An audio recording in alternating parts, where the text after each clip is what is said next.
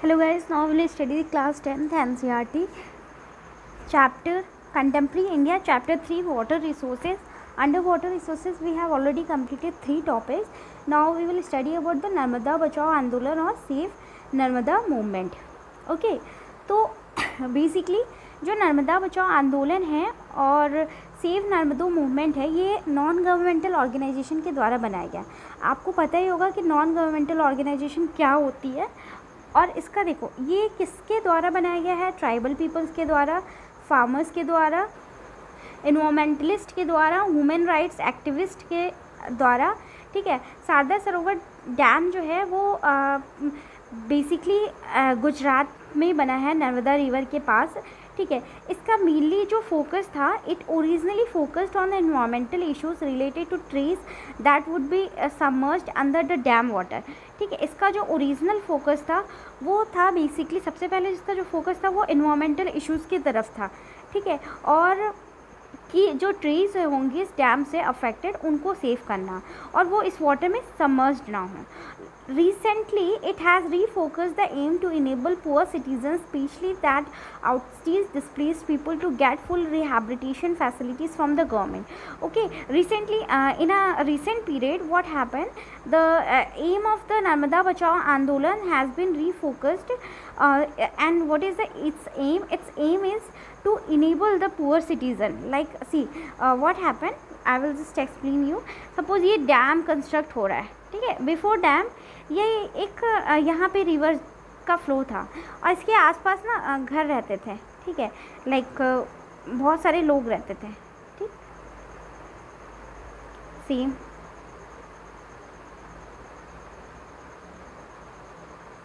ठीक है। तो मान लो अगर इस पर्टिकुलर एरिया में अब एक डैम कंस्ट्रक्ट हो रहा है, तो ये जो लोग हैं ये कहाँ जाएंगे? और ये इनको ये प्लेस तो खाली करनी ही पड़ेगी। तो इनके रिहैबिलिटेशन फैसिलिटीज़ के लिए ये मूवमेंट चलाया गया था। Now people felt that their suffering would not be in vain, accepted the trauma of displacement, believing in the promise of irrigated field and plentiful harvest। ठीक है, लोगों ने ये बिलीव किया कि इनकी जो सफरिंग होगी, जो लोग यहाँ से अफेक्टेड होंगे, वो उनको ये अफेक्ट नहीं होना चाहिए। कि मान लो कि अगर गवर्नमेंट ये या फिर एनजीओ जो भी है, वो ये गवर्नमेंट मान लो जो भी ये अगर प्रॉमिस करती है कि आपको इस डैम से इरिगेटेड वाटर मिलेगा, प्लेंटीफुल हार्वेस्ट होगी, ये सारी फेक प्रोमिसेस से या फिर रियल प्रोमिसेस से जो इस चीज़ को हम अफेक्ट नहीं करने देंगे। So often the survivors of Rihan told us that they accepted their suffering as sacrifice for the sake of their nation. Okay, जैसे कि कुछ लोग होते हैं, ठीक है, रिहन डैम का आपने नाम सुना होगा।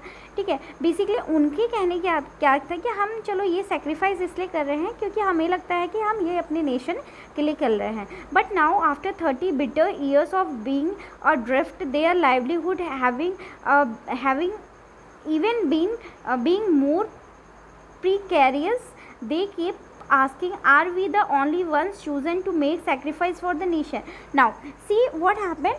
See, after some time, like approximate 30 years के बाद बेसिकली क्या हुआ कि जब उनको लगा कि government is not doing anything for them and उनकी लाइवलीहुड जो है वो बहुत ज़्यादा ट्रबल्स में है, तो उन्हें उनके माइंड में एक क्वेश्चन आया कि हम ही जो है कि हमें सेक्रीफाइस करने के लिए चूज़ किया गया है, सिर्फ हम ही अपने नेशन के लिए सेक्रीफाइस करें।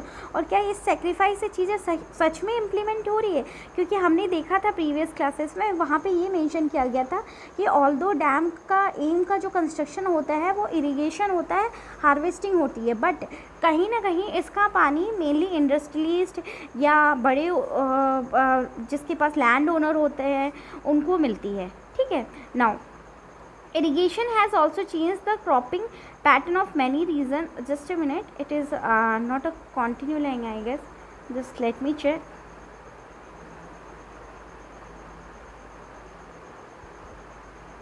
It is irrigation has also changed the cropping pattern of many reasons, with the farmers shifting to rain intensive and commercial crops.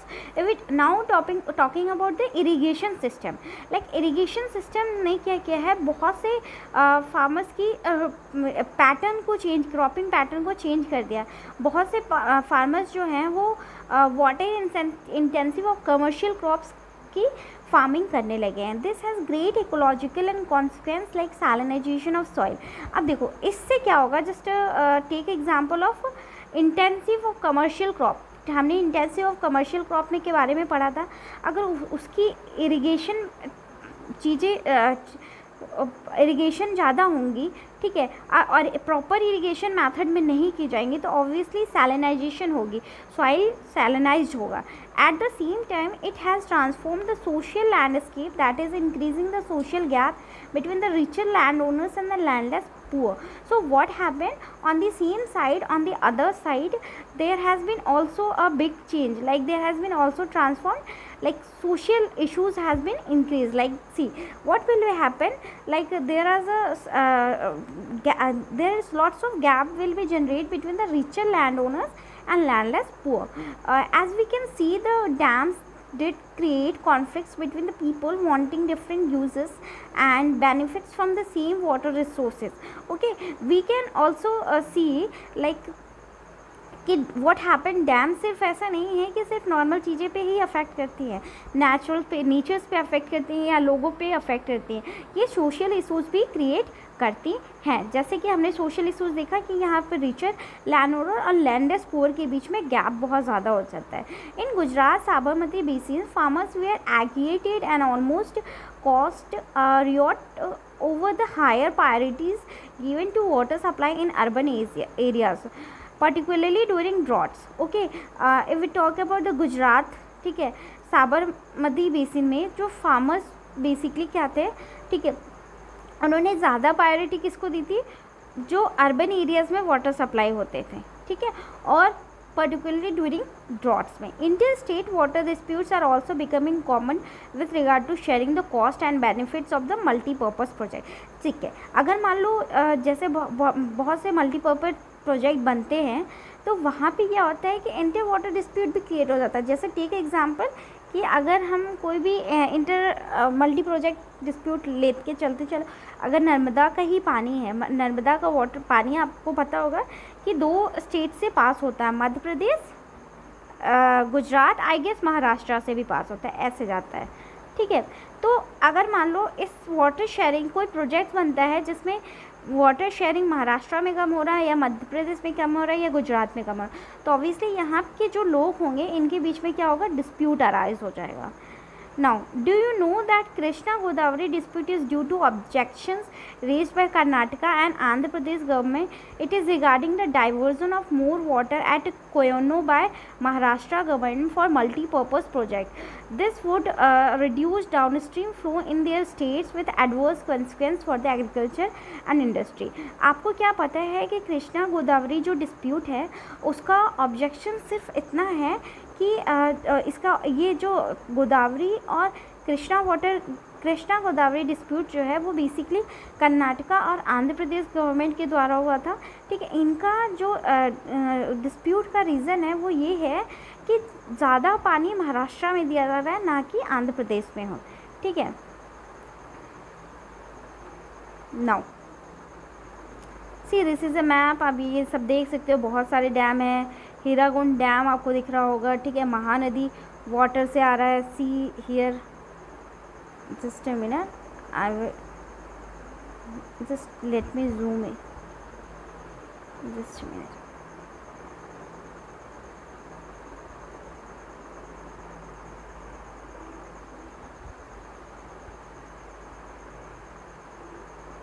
या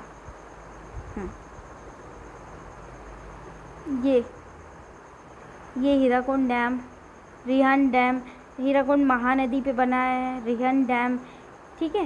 ये now most of the objection to the project arose due to their failure to achieve the purposes for which they were built. Okay, कई बार क्या हो जाते हैं, ठीक है, जो मान लो अगर कोई प्रोजेक्ट है, ठीक है, कोई भी डैम का कंस्ट्रक्शन हो रहा है, उस डैम क्या होता है कई बार ना वो अपना जो उस डैम को क्रिएट करने का जो पर्पस होता है वही पर्पस वो बता नहीं पाता है या फिर डिस्क्राइब नहीं किया जा सकता है कि जो गवर्नमेंट उस पर्पस को कर रही है वही अचीव नहीं कर पा रही है। तो कई बार क्या होता है कि वो बहुत ज़्यादा कॉन्फ्लिक्ट इशू करते हैं। ठीक है, एग्जांपल, अगर कोई डैम क्रिएट इसलिए किया गया है कि वहाँ पे लोगों को इरिगेशन वाटर नहीं मिलता है और प्रॉपर्ली इरिगेशन वाटर मिल जाए, बट अगर वो इरिगेशन वाटर की सप्लाई नहीं हो रही है तो उस जो एम रहा डैम को बिल्ड करने का वो तो पूरा हुआ नहीं, लेकिन उससे अफेक्टेड चीज़ें जितनी थी वो तो सारी चीज़ें हो गई। Ironically the dams that were constructed to control floods have triggered floods due to sedimentation in the reservoir. ठीक है, और इसके कहने का मतलब है, ठीक है, एग्जाम्पल, कि जो डैम्स कंस्ट्रक्ट किए जाते हैं फ्लड्स कंट्रोल करने के लिए, ठीक है, कई बार कुछ डैम्स इसलिए भी क्रिएट किए जा रहे हैं कि जो फ्लड आता है उस एरिया में फ्लड ना आए, लेकिन वही डैम क्या करते हैं, फ्लड हो जाते हैं due to sedimentation in a reservoir. If in case suppose if वहाँ पे सेडिमेंटेशन हो रहा है रिजर्व में, तो वही डैम, जिस डैम को पहले इस मोटिव से कंस्ट्रक्ट किया गया था कि यहाँ पे फ्लड वाटर से बचाया जाएगा, वहीं पे फ्लड आ जाता है। Moreover the big dams have mostly been unsuccessful in controlling floods at the time of excessive rainfall. Okay, क्या बोल रहे हैं कि मोर ओवर जो बड़े डैम्स होते हैं they have been very unsuccessful. Okay, they have been unsuccessful in controlling floods at the excessive rainfall. Suppose बहुत से डैम्स को कंस्ट्रक्ट किया इसलिए कि अगर ज़्यादा रेनफॉल होती है तो जो वाटर है उसको हम सेव कर सकें, ठीक है, ताकि यहाँ पे एक्सेसिव फ्लडिंग ना हो, एक्सेसिव रन ऑफ ना हो वाटर का। लेकिन कई वो फेल हो जाता है, ये अपना काम नहीं कर पाते। You may have seen or read how the release of water from dams during heavy rains aggravated the flood situation in Maharashtra and Gujarat in 2006। ठीक है, आपने if you are aware with this news, it is although very old but you might have read this in previous classes. Okay, कि 2006 में basically क्या हुआ था कि जो गुजरात और महाराष्ट्र में बहुत ज़्यादा वो हो गई थी, पानी आ गया था, एक तरह से फ्लड कह लो। तो ये बेसिकली डैम्स के वजह से हुआ था, बहुत ज़्यादा बारिश हुई थी, ठीक है, और जो डैम था वो टूट गया था और उससे ये फ्लडिंग स्टार्ट हो गई थी, और इस फ्लड की वजह से बहुत ज़्यादा लोग को अफेक्ट हुआ था। The floods have not only devastated life and property but also cost extensive soil erosion. ठीक है, फ्लड्स जो है वो सिर्फ लोगों को अफेक्ट नहीं करते हैं, उनकी लाइफ और उनकी प्रॉपर्टी अफेक्ट नहीं करते हैं। आपको भी पता है कि फ्लड्स इन्वायरमेंटल कॉस्ट भी बहुत ज़्यादा कर सकते हैं, स्पेशली सॉइल को बहुत ज़्यादा अफेक्ट करते हैं। ऐसा नहीं है कि डैम से फ्लड आया, ठीक है, तो फ्लड से क्या हुआ कि सिर्फ लोगों की लाइफ ही ख़राब हुई है, मतलब कि लोग कि वहाँ रिहैबिलिटेशन नहीं हुआ या फिर कुछ और चीज़ें नहीं हो पाई। बाकी ये भी होता है कि सॉइल पे भी ये बहुत ज़्यादा अफेक्ट करते हैं, और सॉइल की specially sedimentation also means that the flood plains were deprived of silt, a natural fertiliser, further adding on the problem of land degradation. बोला जाता है कि सेडिमेंटेशन का मतलब ये है कि फ्लड प्लेन्स क्या हो गया, जो एरिया में, जितने एरिया में फ्लड्स आया हुआ था, ठीक है, वो वहाँ पे क्या हो गया, सिल्ट की कमी हो गई। ठीक है, मतलब वो जो मिट्टी जो एकदम अच्छी खाद वाली मिट्टी थी, और या फिर एक ऐसी मिट्टी थी जिसमें बहुत अच्छे मिनरल्स पाए जाते थे, ठीक है, और वो किसी भी क्रॉप प्रोडक्शन के लिए अच्छी थी। लेकिन इस फ्लड के वाटर से क्या हुआ कि वो मिट्टी जो थी, that soil became saline soil. ठीक है, और अगर हम उसमें नेचुरल फर्टिलाइज़र यूज़ करते हैं तो ऑब्वियसली उसकी क्या होगी, लैंड डिग्रेडेशन, मतलब वो बैरन लैंड में कन्वर्ट हो जाएगा। It was also observe that the multipurpose project induced earthquakes caused waterborne disease and the pest and pollution resulting from excessive use of water. What it's saying? Just a minute. Yeah. Like कि ये भी observe किया गया है कि जो multipurpose project होते हैं वो अर्थक्वेक्स का कॉज होते हैं, ठीक है, और वाटर बॉर्न डिसीज़ेस भी होती हैं, ठीक है। पेस्ट और पॉल्यूशन रिजल्टिंग भी होता है एक्सेसिव वाटर का यूज़ करने से। ऑब्वियसली वाटर को क्लीन रखने से मान लो पेस्ट कंट्रोल की दवा डालनी पड़ी, ठीक है, पेस्ट कंट्रोल की दवा डाल रहे हैं तो पॉल्यूशन हो रहा है, ठीक है, वाटर बॉर्न डिसीजेस हो रही है। तो मतलब एक तरह से हम देख सकते हैं कि जो डैम्स जो हैं वो ठीक है, यूज़फुल तो है, मल्टीपर्पज़ प्रोजेक्ट यूज़फुल तो है, उनका मोटिव तो अच्छा है, लेकिन अगर उनका मोटिव सही वे में नहीं किया गया तो वो अचीव करना पॉसिबल नहीं होता है, क्योंकि उनका जितना ज़्यादा मोटिव है उससे कई गुना ज़्यादा क्या उसके हार्मफुल इफ़ेक्ट है। ठीक है, तो एक बार हम क्विक रिवीजन करेंगे कि हमने अभी क्या स्टडी किया है। तो सबसे पहले हमने अभी नर्मदा बचाओ आंदोलन के बारे में पढ़ा है। ठीक है, तो अंडर द नर्मदा बचाओ आंदोलन हमने पढ़ा है। नर्मदा बचाओ आंदोलन एक NGO के द्वारा बनाया गया ऑर्गेनाइजेशन के द्वारा बनाया हुआ एक मूवमेंट है। ठीक है, और इस किसके द्वारा बनाया गया? ट्राइबल पीपल्स के द्वारा, फार्मर, इन्वायरमेंटलिस्ट के द्वारा, ह्यूमन राइट्स के द्वारा। ठीक है, नाउ इसका पहले मोटिव था कि जो भी ट्रीज़ होंगी, ठीक है, जो भी ट्रीज़ होंगी वो इस डैम में सबमर्ज नहीं होनी चाहिए। ठीक है, लेकिन बाद में इसका जो मोटिव था वो ये हो गया कि जो भी डैम के आसपास लोग होंगे उनका रिहैबिलिटेशन गवर्नमेंट को करना पड़ेगा, उनकी लाइफ अफेक्ट नहीं होगी नाउ। ठीक है, और ठीक है, आपने ये प्रोजेक्ट इसके बारे में समझ लिया कि मूवमेंट क्या था।